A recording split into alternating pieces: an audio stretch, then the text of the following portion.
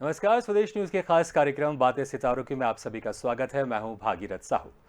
बातें सितारों की में आज हम रूबरू होंगे टीवी सीरियल लापतागंज और भाभी जी घर पर हैं के मशहूर कलाकार रोहिताश गौर से। रोहिताश गौर ने लापतागंज में मुकुंदीलाल और भाभी जी घर पर हैं में मनमोहन तिवारी के किरदार से लोगों के दिलों में अपनी एक खास जगह बनाई है। रोहिताश गौर का जन्म हरियाणा के कालका में हुआ, लेकिन अपनी कर्मस्थली मुंबई को बनाया। नेशनल स्कूल ऑफ ड्रामा में एक्टिंग का हुनर सीखने के बाद रोहिताश ने कई सीरियल और फिल्मों में काम किया। फिल्म क्या कहना, वीर सावरकर, पिंजर, मुन्ना भाई, एमबीबीएस, अतिथि तुम कब जाओगे और पीके जैसी फिल्मों में अभिनय किया। लेकिन रोहिताश गौर को सब टीवी में प्रसारित लापतागंज और एन टीवी में अभी चल रहे कॉमेडी शो भाभी जी घर पर हैं से एक अलग पहचान मिली, लोगों का भरपूर प्यार मिला। तो आज बातें सितारों की में हम रूबरू होंगे रोहिताश गौर से और जानेंगे उनके एक्टिंग सफर के बारे में। तो हमारे साथ सीधे जुड़ गए हैं रोहिताश गौर जी। रोहिताश गौर जी, बहुत बहुत स्वागत है आपका। थैंक यू, शुक्रिया। जी, और सर सबसे पहले तो मैं आपको धन्यवाद देना चाहूंगा कि आप अपने नाटकों के माध्यम से, अपने किरदार के माध्यम से लोगों की जिंदगी में खुशियां भर रहे हैं, उनको हंसा रहे हैं। जी, थैंक यू। जी सर, अच्छा लगा ये जानकर। जी जी जी। सर, आपका मशहूर नाटक है भाभी जी घर पर है। मैं इसी नाटक से बातचीत की शुरुआत करता हूं।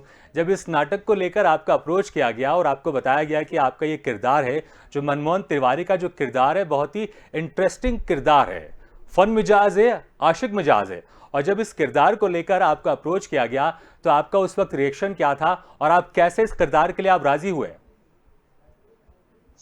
एक्चुअली क्या था कि जब ये चैनल शुरू हुआ तो ये क्योंकि नया चैनल था जी तो मेरी इच्छा नहीं थी इसमें काम करने की। जी मुझे ये लगता था कि नया चैनल है, पता नहीं चलेगा नहीं चलेगा।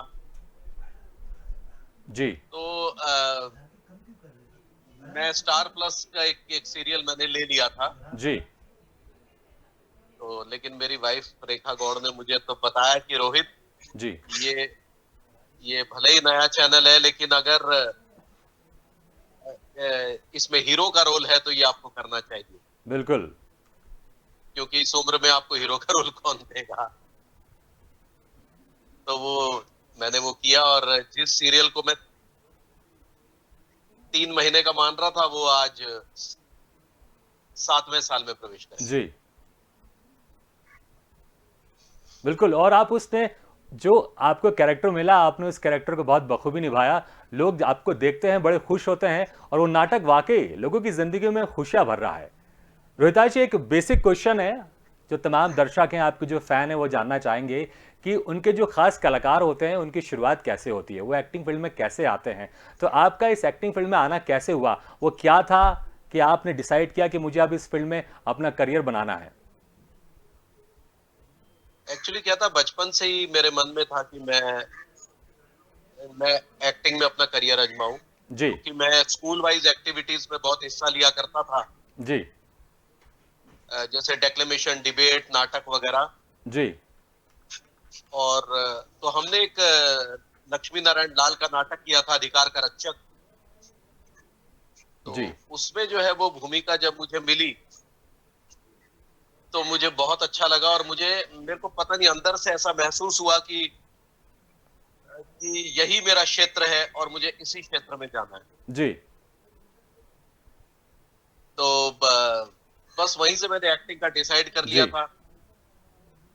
और मेरे पापा सुदर्शन गौड़ ने AIAA, all India artist association की स्थापना शिमला में की थी 1955 में, जिसके तहत वो ड्रामा डांस फेस्टिवल शिमला में कराया करते थे। जी तो बस आप ये कह लीजिए कि हम लोगों ने स्टेज का जीवन बचपन से ही जिया। जी और ये मेरे को एक तरह से आप समझ लो कि विरासत में मिली है। जी लेकिन मैंने इसको थोड़ा सा प्रोफेशनल तरीके से अपनाया और नेशनल स्कूल ऑफ ड्रामा जाने के लिए प्रयत्न रहा। जी तो मुझे 1986 में NSD में एडमिशन मिला हिमाचल प्रदेश से। जी और बस वहां से जो है मेरा सफर प्रोफेशनल रंगमंच से होता हुआ बॉम्बे की ओर मुझे ले आया। जी जी तो मैंने एक्चुअली रंगमंच बहुत किया, प्रोफेशनल थिएटर बहुत किया। बिल्कुल। बिल्कुल। और वही आपके जब आप अभिनय करते हैं तो दिखाई देता है कि आप कितने मंच के आप इस फील्ड में आए हैं। रोहिता जी, तमाम दर्शक आपको देख रहे हैं और वो हमेशा आपको एक्टिंग करते हुए देखना चाहते हैं। तो इस वक्त अगर आप चाहें तो मैं चाहूंगा कि अगर आप गोरी मैम को बताना चाहें कि इस वक्त मैं स्वदेश न्यूज़ के बातों सितारों की मैं लाइव आ रहा हूं, और गोरी मैम को आप बोलें कि आप देखिए मेरा इंटरव्यू कैसा लगा मुझे बताइए, तो आप अगर मनमोहन तिवारी के अंदाज में अगर आप उनको कहेंगे तो कैसे कहेंगे प्लीज? भाभी जी घर पर हैं? भाभी जी नमस्कार। भाभी जी क्या है कि स्वदेश चैनल जो है ना उस पर आ रहे हैं, अगर आपकी भी नजर पड़ जाएगी उस पर तो हम जो है वो, बस क्या बताएं, हमारा जीवन सफल हो जाएगा। तो जरा देख लीजिए तो आनंद आ जाएगा।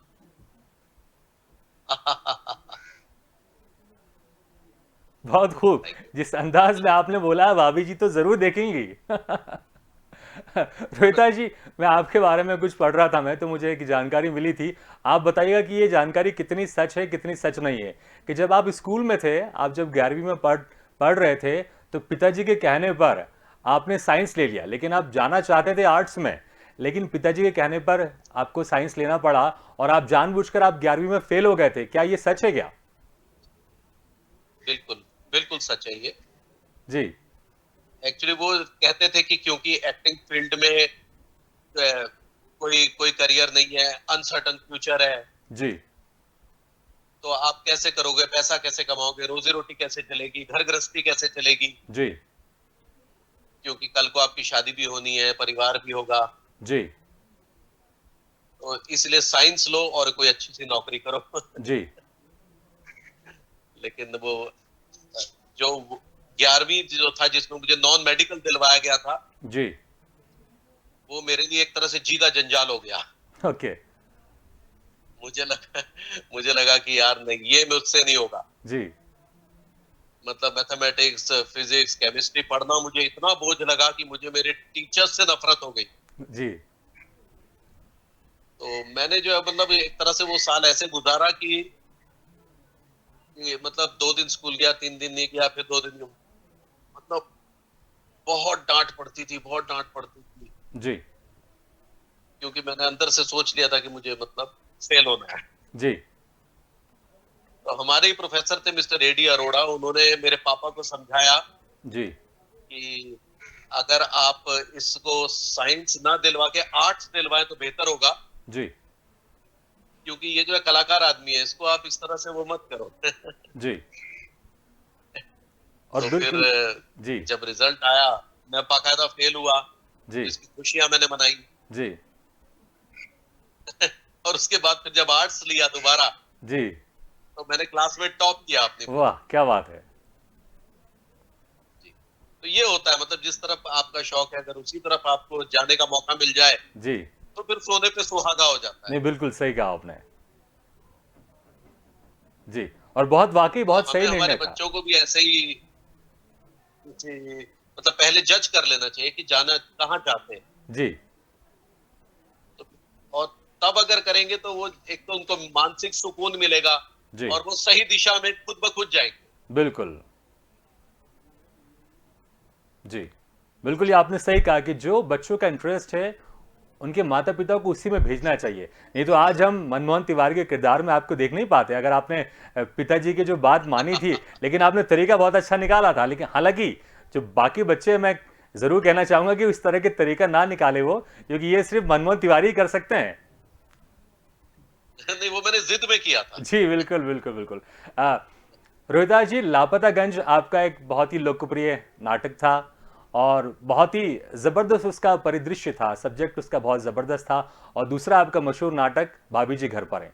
इस दोनों नाटकों के जो परिदृश्य थे, दोनों अलग थे। लापतागंज गांव का परिदृश्य था, भाभी जी एक मॉडर्न कॉलोनी का परिदृश्य है। तो दोनों नाटकों का एक्सपीरियंस आपका कैसा था, और आपको ज़्यादा किस में काम करने में आपको मज़ा आया? देखिए, जो लापता गंज था वो शरद जोशी की व्यंग रचनाओं पर आधारित था। जी। और उसमें मेरा कॉमन मैन का किरदार था जो कि सोशल इश्यूज के लिए लड़ता है।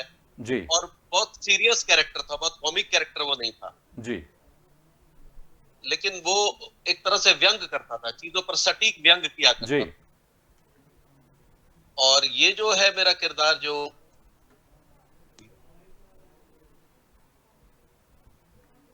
ये प्योर कॉमेडी है। जी और प्योर कॉमेडी जहां पर होती है एक शुद्ध हास्य है, इसमें कोई व्यंग नहीं है। जी जी जी तो दोनों किरदारों में जमीन आसमान का अंतर है। जी लेकिन डेफिनेटली क्योंकि ये लापतागंज शरद जोशी की व्यंग रचनाओं पर आधारित था, तो उसमें जी मुझे आनंद ज्यादा आया, मैं आपको जी बताऊं, क्योंकि मुझे एज एन एक्टर अपने आप को एक्सप्लोर करने का बहुत ज्यादा मौका बिल्कुल जी जी मिला। जी। जी रोहिता जी, अभी आप हमारे साथ बातचीत कर रहे हैं और अगर मनमोहन तिवारी हमारे साथ बातचीत कर रहे हैं जो कि आपके एक चरित्र अभिनेता है, और इसी बीच में अंगूरी भाभी आ जाती हैं और वो आपसे कुछ काम करने के लिए बोलती है और आप उनको चिल्लाते हैं कि अभी डिस्टर्ब मत करो, मैं अभी स्वदेश न्यूज में इंटरव्यू कर रहा हूं, तो किस तरह से आप उनको डांटेंगे? हाँ, हाँ, चलो अब अगली चला गए होगा।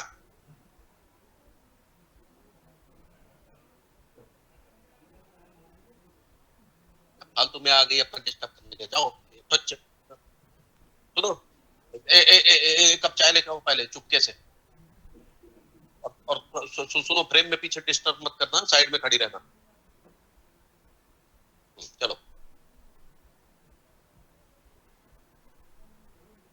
जी बिल्कुल, जब आप अंगूरी भाभी को डांटते हैं तो पब्लिक को बड़ा एंजॉय आता है, क्योंकि पब्लिक को पता है कि एक अभिनेता है और पब्लिक उसको बहुत एंजॉय करती है, और जिस तरह से अंगूरी भाभी रिएक्ट करती हैं ये वो वाकई बहुत ही इनोसेंट रिएक्ट करती हैं। तो कुछ लोग जरूर होंगे कि इतनी इनोसेंट अंगूरी भाभी को आप डांटते क्यों हैं आप? जी रोहिता जी, कुछ किरदारों, जी जी, भाभी जी घर में जो आपका मशहूर नाटक है उसमें कुछ किरदारों का बदलाव हुआ। जो अंगूरी भाभी का किरदार था उसमें पहले शिल्पा शिंदे थी, उसके बाद फिर शुभांगी अत्रे अभी उसमें काम कर रही हैं, और जो गोरी मेम का जो किरदार था उसमें पहले सौम्या टंडन थी और अब नेहा पेंट से उसमें काम कर रही हैं। तो जब ये बदलाव हुआ तो उस वक्त आपको क्या लगा कि नाटक की लोकप्रियता में क्या प्रभाव पड़ा और आपकी ट्यूनिंग कैसे थी फिर? नहीं, देखिए फर्क तो पड़ता है। जी जब इतना इम्पोर्टेंट किरदार था भाभी जी का, भाभी जी सीरियल से भाभी जी चली गई तो फिर रह जाएगा। जी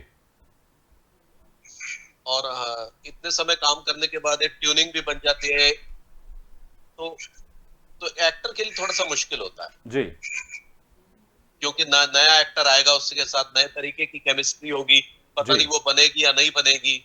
जी लेकिन इसमें ऐसा हुआ कि शुभांगी आत्रे, क्योंकि उसको इस भाषा की काफी सेंस ऑलरेडी थी, जी तो मेरे साथ सामंजस्य बिठाने में मुझे इतनी प्रॉब्लम नहीं हुई। जी लेकिन फिर भी वक्त लगा, बहुत सारे जो दर्शक थे उन्होंने ट्रोल किया बहुत ज्यादा, बहुत सारी गालियां भी दी।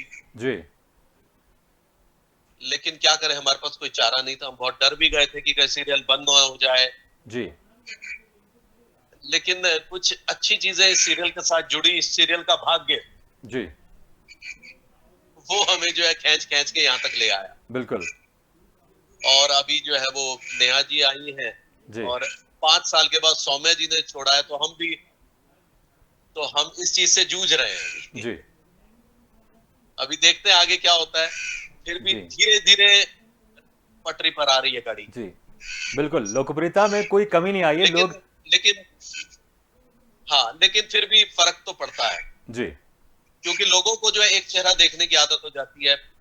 पहले उन्होंने शिल्पा शिंदे को देखा, उसके बाद जो है वो अब अचानक नेहा जी को देखेंगे, जी तो फर्क तो पड़ता है, जी बिल्कुल बिल्कुल, फर्क पड़ता इसलिए हमने देखा जब इस किरदार में बदलाव हुआ तो कुछ समय तक जो आपका चरित्र अभिनेता था वो खुद ही कंफ्यूज था कि ये वही अंगूरी मैम, ये वही गोरी मैम है कि नहीं। है।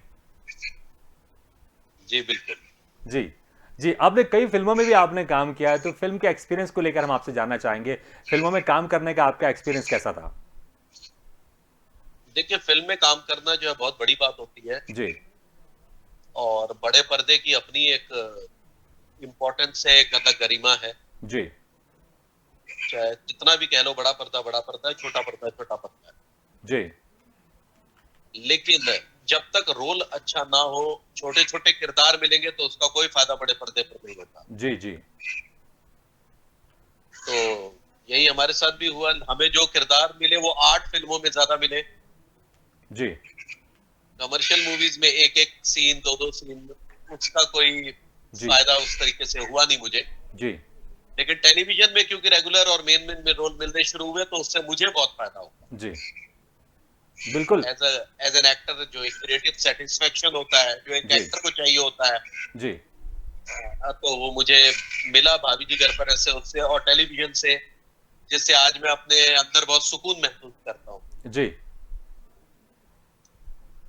नहीं तो बिल्कुल। टीवी अब चूंकि घर घर पहुंच गया है, जी हर आदमी आपको देख रहा है, आपसे मिल रहा है, मुखातिब हो रहा है, तो जी मुझे लग रहा है पॉपुलैरिटी में कोई प्रॉब्लम नहीं होती, जी। लेकिन लेकिन एक एक्टर के सेटिस्फेक्शन में जरूर प्रॉब्लम होती हुँ। जी, है। ये अंतर है दोनों में। जी।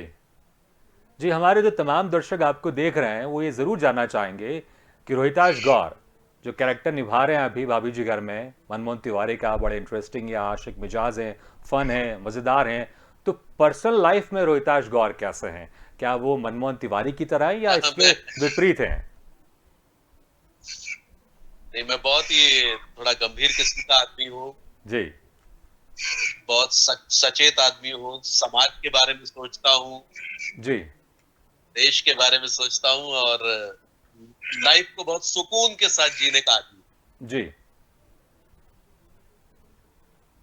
हाँ, बिल्कुल भी मैं रोमांटिक उस तरीके से जिस तरीके से भाभी जी घर पर अब दिखाया गया है। जी। इनफैक्ट मैं लापतागंज का मुकुंदीलाल गुप्ता जरूर हूँ। अच्छा, जी। जी, रोहिताश जी, जब आप लोगों के बीच में आप जाते हैं, तो लोग आपको किस तरह से संबोधन करते हैं? वो आपको रोहिताश जी बोलते हैं या मनमोहन तिवारी बोलते हैं या तिवारी जी बोलते हैं या भाभी जी घर में है बोलते हैं? देखिए ये बड़ी मजेदार बात है, मैं आपको बताऊं जी। कि मुझे ज्यादातर लोग तिवारी जी के ही नाम से जाते हैं। अच्छा। मतलब कैरेक्टर इतना चर्चित हो गया, इतना चर्चित हो गया कि सोसाइटी में अगर कहीं मीटिंग होनी हुई तो जी। वहां पर भी अरे तिवारी जी को बुला लो भाई 71 नंबर से। तो मतलब वो भूल गए कि गौड़ साहब को बुलाना था। जी। तो ऐसे जी। कई बार राह चलते भी होता है, कभी ट्रेन में, बस में, कभी जी। प्लेन में, तो बहुत लोग अरे तिवारी जी कैसे हैं जनाब। जी। मतलब तो लोग असली नाम मुझे लगता है भूल ही गए हैं। जी। जी। जी। जी। अभी हाल ही में हमने ऑल इंडिया आर्टिस्ट एसोसिएशन जो हमारी संस्था है, जी। उसके तहत हमने एक बलराज साहनी अवार्ड फंक्शन किया था, तो वहां पर हमने अनूप जलोटा साहब को बुलाया। जी। तो वो भी बार बार मुझे अरे तिवारी जी यहाँ आइए। जी। तो ये मतलब हर बात में तिवारी जी, तिवारी जी। जी। तो ये एक मजेदार बात भी है, जी। बिल्कुल, वाक़ई वो किरदार लेकिन इतना थोड़ा कई फ़ेमस हो बार गया लगता है। है यार असली नाम का एक विलुप्त तो नहीं हो गया। जी। जी, बिल्कुल, वो किरदार इतना फ़ेमस हो गया है तो लोग आपको अब रोहिताश गौर की जगह आपको तिवारी जी के अगर पुकारते हैं। जी, रोहिताश जी, आपके जो भाभी जी घर में जो एक प्रतिद्वंदी है, चरित्र प्रतिद्वंदी विभूति जी और दोनों के बीच में जी हाँ, आपके जी हाँ, अक्सर एक खट्टी-मीठी लड़ाई चलती रहती है। तो आप उनको जलाना चाहें कि देखो, जी हाँ, जी। तुम तो घर में बैठे हो, नल्ले हो, लेकिन मैं तो टीवी में इंटरव्यू दे रहा हूँ, तो आप कैसे उनको आप जलाएँगे? अरे बभूति जी, जनाब कुछ काम वाम कर लिया करो, हमें देखो हम क्या स्वदेश चैनल पर आ रहे हैं और आप जहाँ यहाँ नल्ले बैठे दो इसीलिए भाभी जी आपको दो कौड़ी का नहीं समझती। हमें देखिए हमारे कच्चे बनियान का कितनी पब्लिसिटी होगी अब, और हम कहां से कहां जाएंगे, समझे। चलिए ठीक है, आप जाइए मरिए। बहुत खूब, वाक़ई विभूति जी फिर से जल गए होंगे और फिर से कुछ षड्यंत्र करेंगे आपके खिलाफ वो, थोड़ा आप ध्यान रखिएगा आप। रोहिता जी, आपकी हॉबीज़ क्या है? जब आपको खाली समय मिलता है शूटिंग के बाद, तो उस वक़्त आप कैसे आप समय अपना व्यतीत करते हैं आप? हालाँकि ये ज़रूर है कि आपको देखिए समय ज़्यादा आजकल, नहीं मिलता होगा आपको। हाँ देखिए मेरी थोड़ी सी आजकल मैं अपनी बेटियों के साथ थोड़ी डांस वीडियोस बहुत डालता हूँ, वाह!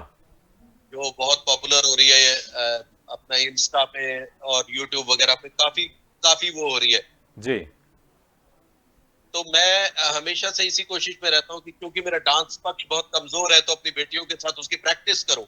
जी, तो आजकल जो है जब भी समय मिलता है हम डांस वीडियोस बनाते हैं घर में, उसे इंस्टा पे तो चैनल में डालते हैं, जी, बहुत सारे व्यूज मिलते हैं, उसकी खुशी मनाते हैं। जी। बिल्कुल, हमने देखा है कई बार आपके तो किरदार ये को। है। जी, कई बार आपके किरदार को डांस और करते हुए नाटक इसमें में। ये, जी बोलिए आप। जी, मैं कह रहा हूँ हमने कई बार देखा आपके किरदार को डांस करते हुए नाटक में। आप बहुत इंटरेस्टिंग डांस करते हैं, लोग उस डांस को बहुत पसंद करते हैं। जी हाँ, वो एक तिवारी जी का अंदाज है जो हमने क्रिएट कर लिया है। जी। मतलब जबरदस्ती यहाँ हाथ फेंकना। लेकिन लोगों को वो बहुत पसंद आता है आपका अंदाज वो। जी। रोहिता जी कोई जी, आपका। इसमें कोई शक नहीं। जी, रोहिता जी कोई आपका ड्रीम किरदार जिसे आप निभाना चाहते हैं? एक एक्टर का, एक अभिनय का हमेशा एक ड्रीम किरदार होता है जिसे वो निभाना चाहता है। देखिए, मैं एक्चुअली बहुत सीरियस विलेन का रोल करना चाहता हूँ। अच्छा। जैसे मिर्जापुर में पंकज त्रिपाठी ने किया है, जी। उस तरह का मतलब अगर कुछ मिले तो आनंद है। जी। जी। अगर आप विभूति जी को आप विलन बनकर, अगर आप उनको इस वक्त डराएं कि आप घर छोड़ के चले जाइए, नहीं तो फिर मैं आपको छोड़ूंगा नहीं, तो फिर आप उनको कैसे डराएंगे आप विलन बन के? अभी हमने एक कहानी की थी जमींदार की, एक जी। कहानी थी जिसमें और उसमें हमने इसी तरह से किया था। जी। लेकिन उसका अंदाज थोड़ा सा सुन रहे, ओ बबूतिये, इधर आ बे, इधर आ, इधर आ।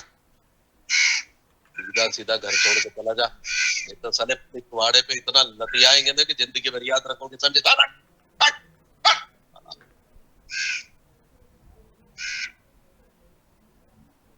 ये कुछ इस तरह से किया था, नहीं नहीं, जो बहुत काफी जबरदस्त। चर्चित हो रहा है। जी जी, वाकई। और विभूति जी तो अक्सर मैंने देखा है, आपने उनको एक बार मनमोहन तिवारी का भाई बन के आपने उनको डराया भी था, चाकू दिखा के आपने कई बार उनसे पैसे भी लूटे थे। वो बड़ा इंटरेस्टिंग किरदार था। भले बाद में आपकी माता जी ने, जो कैरेक्टर में आपकी माता जी थी, उन्होंने आपको लतिया, उन्होंने आपको थप्पड़ भी मारे थे, लेकिन वो बड़ा इंटरेस्टिंग किरदार था वो जी आपका जी। वो। जी। रोहिताज जी, आप लगातार आप शूटिंग कर रहे हैं, फिल्मों में भी आपने काम किया है। एक्टर की ज़िंदगी में कुछ ऐसे वाक़ये होते हैं जो बड़े इंटरेस्टिंग बन जाते हैं। अगर कोई ऐसा वाक़या जो बड़ा इंटरेस्टिंग है, वो आप हमारे दर्शकों के साथ आपसे उसे शेयर करना चाहें? नहीं, इंटरेस्टिंग वाकया तो बहुत सारे हैं। जी। जैसे मैं जब शुरू शुरू में बॉम्बे आया था तो बहुत सारे लोग विश्वास नहीं करते थे कि मैंने नेशनल स्कूल ऑफ ड्रामा से पास किया है, जी। कि मैं बहुत पतला सा था और कुछ दिखने में भी ऐसी कोई बात नहीं थी। जी। तो हमेशा पूछ लिया करते थे कि बताओ नेशनल स्कूल ऑफ ड्रामा का डायरेक्टर कौन है। मतलब इस तरह के वाकयात बहुत हुआ करते थे कि, जी। और जब मैं उन्हें बोलता था कि ये इस समय जो है मैडम कीर्ति जैन है जी। और वहां पर ये सब्जेक्ट पढ़ाए जाते हैं, ये है वो है, और मैं बकायदा उनको पूरा बता के उन्हें पढ़ाने लगता था, जी। तब उनको लगता था अरे अरे नहीं नहीं, सॉरी सर, सॉरी सॉरी हम जी। माफी चाहेंगे रोहिताज जी, एक्चुअली आपको देख के लगा कि शायद आप 10वीं पास करके आ गए हैं। जी। बिल्कुल। ये मैं बहुत पहले की बात बता रहा हूँ, 1989 की। जी। जी। जब आप तो मुंबई ऐसे आए। वाकयात होते रहते थे। जी जी, जब आप मुंबई आए, आपने एक्टिंग करने की आपने सोची और आपने डिसाइड किया, फिर आपने एनएसडी से आपने एक्टिंग के हुनर भी सीखा आपने। तो शुरुआती दिनों में किस तरह की परेशानियां आई? कुछ परेशानी तो अभी आपने गिनाई, लेकिन एक एक्टर की ज़िंदगी में स्ट्रगल के समय काफ़ी परेशानियां आती हैं, तो उस वक्त किस तरह की परेशानी आई और कैसे आपने उन परेशानियों को दूर किया? नहीं, बहुत सारी परेशानियां, जैसे कि रहने की बहुत दिक्कत बम्बई में होती है। जी। हम एक चौल में रहते थे, शास्त्री नगर में। जी। मैं, संजय मिश्रा, विनीत कुमार एक्टर जो है वो। जी। फिर एक बार ऐसा हुआ कि हमें जो है वो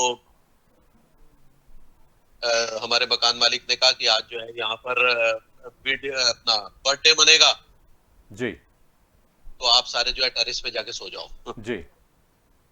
अब मैं जो, हमने अपना बिस्तरा उठाया, वहां पहुंच गए, वहां पर टंकी से सीपेज हो रही थी, वो जी। मेरी पीठ में लग गई, और जी। दूसरे दिन से मैं उठ ही नहीं पाया। मतलब मुझे इतना सीवियर बैक पेन हुआ। फिर उसके बाद फिर डॉक्टर ने कहा ये ह्यूमिड वेदर आपको सूट नहीं करेगा, यहाँ से चले जाइए। और आपको विश्वास नहीं होगा, मैं चला गया और फिर जाकर मैंने National School of Drama repertory company join करी ग्रेट। ताकि मेरा एक्टिंग का रियाज ना छूटे। जी, बिल्कुल। और तो यही ये मेहनत वाकया दिखाई मेरे देती साथ है। हुआ और उसके बाद मान लो कि ये मेरी सेकंड इनिंग है जो मैं आया है। जी, मतलब पहले तो बाकायदा बंबई ने मुझे भगाया है। लेकिन फिर बाद में दर्शकों का जो आपको प्यार मिला, वो प्यार बहुत ही ज़बरदस्त है और जी, हम आपको शुभकामनाएँ देंगे कि ऐसे ही प्यार लगातार आपको मिलते रहे और आप लोगों को हँसाते रहे।